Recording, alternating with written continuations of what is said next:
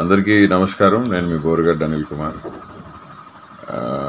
గత 4 నెలలుగా కుటుంబ ప్రభుత్వం నాపై కక్ష సాధింపు చర్యలు చూస్తూ ఉన్నారు. ఫిబ్రవరి 14వ తారీఖు ఇంటర్మ్ బెయిల్ మీద నేను బయటికి రావడం జరిగింది. ఇది వివరణ ఎందుకంటే గత రాత్రి నుంచి ఇవాళ నాకు అనంతపురం బెయిల్ వచ్చే తరుణంలో మళ్ళీ నాకు బెయిల్ రాకుండా చేసేదానికి కుటుంబ ప్రభుత్వం పనిన కుట్ర ఇది. దళితున్నైన నన్ను చిత్రహింసలు పెట్టారు. 3rd డిగ్రీ ఇచ్చారు కర్నూలులో. నా వెన్నుపూస L4 బోన్ ఫ్రాక్చర్ అయింది. నా testis right side blood clot అయింది గుట్కాలతో తనటం వల్ల. ఆల్ ఇండియా మెడికల్ సైన్సెస్ వారు నివేదిక ఇచ్చారు. ఆ నివేదికను కోర్టు వారికి సబ్మిట్ చేసాం, హైకోర్టు వారికి. ఈ పరిస్థితుల్లో మా తల్లి అనారోగ్యానికి గురైపోయి డయాలసిస్ చేసి యాంజియోగ్రామ్ చేసిన సెట్ కాని పరిస్థితుల్లో ఆమెకి సర్జరీ చేశారు. 16వ తారీఖు 17వ తారీఖులో సర్జరీ జరిగింది. 14వ తారీఖు నేను ఇంటర్మ్ బెయిల్ మీద రావడం జరిగింది. చెన్నైలో అపోలో హాస్పిటల్లో నా కన్న తల్లికి సర్జరీ జరిగిన మాట హైకోర్టు వారికి మేము చెప్పాము. హైకోర్టు వారు దాన్ని విచారించుకున్నారు. రికార్డ్స్ ఉన్నాయి మా దగ్గర. నా తల్లికి సర్జరీ జరిగింది.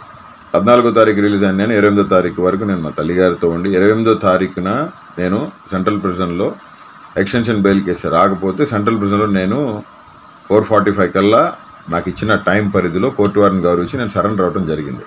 ఆ క్రమంలో మళ్ళీ వెంటనే మరుసటి రోజు నాకు మళ్ళీ ఇంటర్మ్ బెయిల్ రావడం జరిగింది.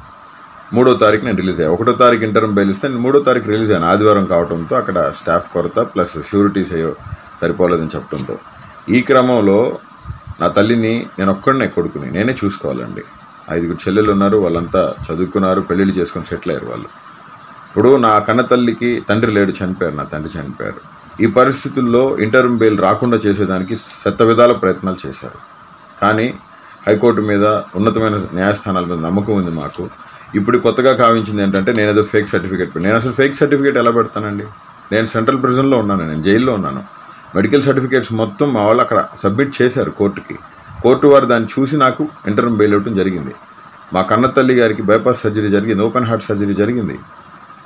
కాబట్టి మా కన్న తల్లి గారి దాని మీద నాకు ఇంటర్మ్ బెయిల్ వచ్చింది. కన్న తల్లిని చూసుకునేది నేను. కోర్టుని గౌరవించాను, అమితంగా గౌరవిస్తాం. ప్రాణం పోయినా వెనుతిరిగే ప్రసక్తి లేదు.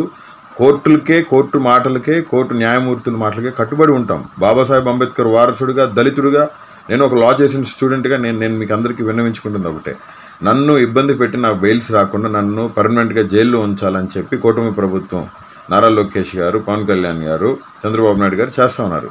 నన్ను చంపాలని చూస్తున్నారు. నాకు ఏమైనా, నా కుటుంబానికి ఏమైనా దానికి కారణం నారా లోకేషే.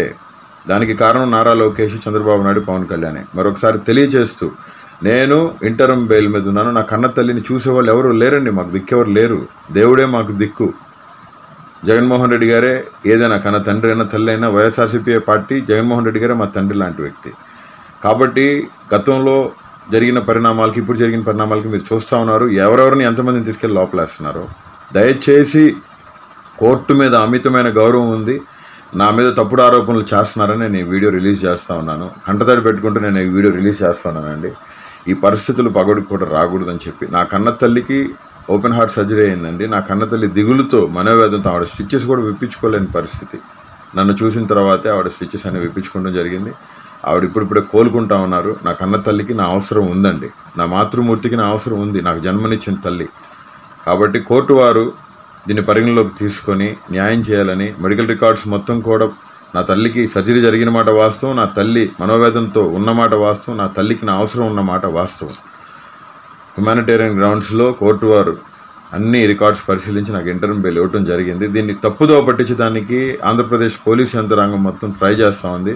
అనంతపురం సిఐ సాయినాథ్ గారు ఇదే పనిలో ఉన్నారు. చాలా ఇబ్బందులు పెట్టారు నన్ను, చాలా చిత్రహింసలకు గురి చేశారు ఆయన. బెయిల్ రాకుండా 311 సెక్షన్ నా మీద పెడతాం జరిగింది. 311 సెక్షన్ నాకు ఆప్ట్ అవుదండి. As per the given constitutional rule నాకు అసలు ఆప్ట్ అవునే అవుతుంది.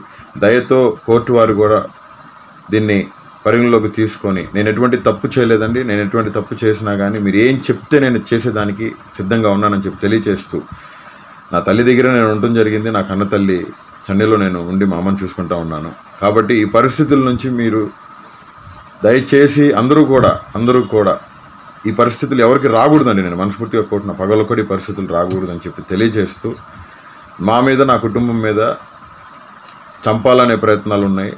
దానికి కారణం నారా లోకేష్, చంద్రబాబు నాయుడు గారు, పవన్ కళ్యాణ్ గారే, కుటుంబ ప్రభుత్వం.